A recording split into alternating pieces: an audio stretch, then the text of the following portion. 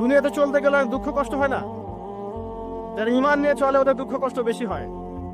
তা আল্লাহ বলছেন টেনশন করো না, কষ্ট পেও না, তোমার রব তোমাকে ছেড়ে দেননি।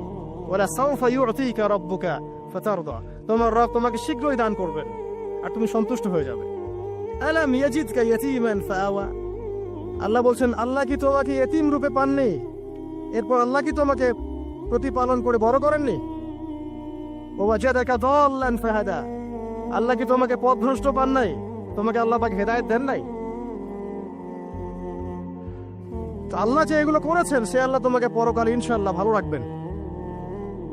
ফাআম্মাল ইয়াতীমা ফালা তাকহার, তো তুমি এতিমদের প্রতি কঠোর হয়ো না। ওয়াম্মাস সাইলা ফালা তানহার, কেউ চাইলে তার হাতকে খালি ফিরিও না, ধমক দিও না। ওয়াম্মা বিনিআমাতি রাব্বিকা ফাহাদ্দিস, তোমার রবের এই সমস্ত নিয়ামতগুলো তুমি মানুষের কাছে বর্ণনা করতে থাকো। এর পরের সূরার দিকে খেয়াল দেখবেন, সূরা আলাম নাশরাহ লাকা সাদরাক, মনে হয় দুটো একটা আরেকটার সাথে পেয়ার। আলাম নাশরাহ লাকা সাদরাক, আমি কি তোমার হৃদয়কে প্রশস্ত করে দেই নাই? ওয়াদা'না আনকা ওয়িজরাক, তোমার বোঝাগুলো হালকা করিনি? কাকে বলছেন এগুলো আল্লাহ পাক? রাসূলুল্লাহ সাল্লাল্লাহু আলাইহি ওয়াসাল্লাম। যে মানুষটা জান্নাতে যাবে নিশ্চিত, এবং যিনি জান্নাতের দরজা না খুললে জান্নাতের দরজা কারো জন্য খোলা হবে না। যে মানুষটা হচ্ছে ভদ্র, স্মার্ট, বিচক্ষণ, কোনো মানুষ পৃথিবীতে নাই। সকল ধর্মের মানুষ মানে এটা।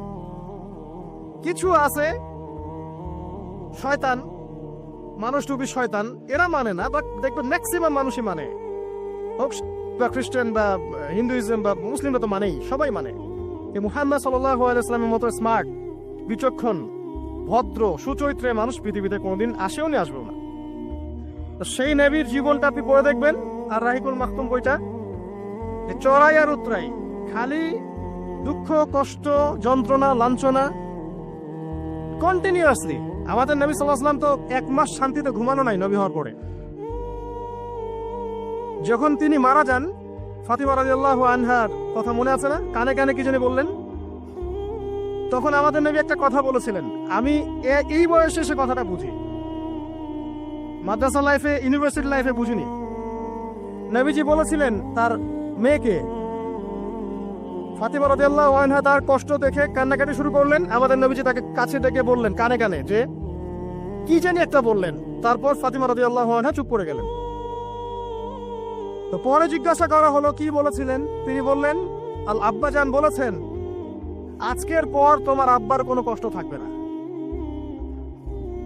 আর তুমি আমার পরিবারের মধ্যে সবার আগে আমার সাথে সাক্ষাৎ করবে।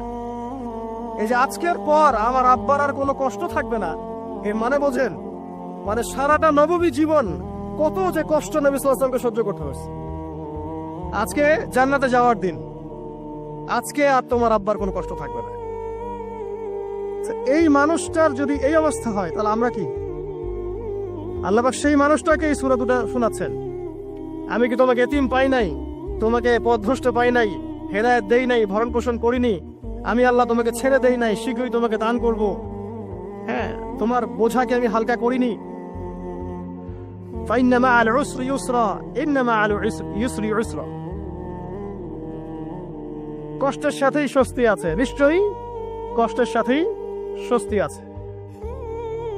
ফাইদা ফারাগতা ফানসাব ওয়া ইলা রাব্বিকা ফারগাব, যখন তুমি অবসর পাবে তখন তোমার রবের দিকে একনিষ্ঠ হও। এটাই বলতে চাচ্ছি আমি আপনাদেরকে, যে আমাদের উচিত শুধু আল্লাহর দিকে একনিষ্ঠ হওয়া,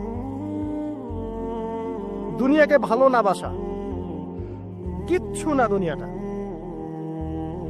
আমার চেয়ে ভালো আপনারা এটা জানেন না, কিচ্ছু না দুনিয়াটা, মানে মুহূর্তে ডিজাস্টার হয়ে যেতে পারে। আর যাদেরকে নিয়ে এই দুনিয়া, আমাদের মা বাবা, ভাই বোন, আত্মীয় স্বজন, স্ত্রী সন্তান, এরা সবাই যে যার হক চাচ্ছে, তাদের হক দিয়ে দেন, আপনি খুব ভালো। দিতে পারবেন না, আপনি ভালো না। সারাটা জীবন করতে থাকেন, দেখবেন একদিন দিতে পারেন নাই, সে আপনাকে চিনবে না।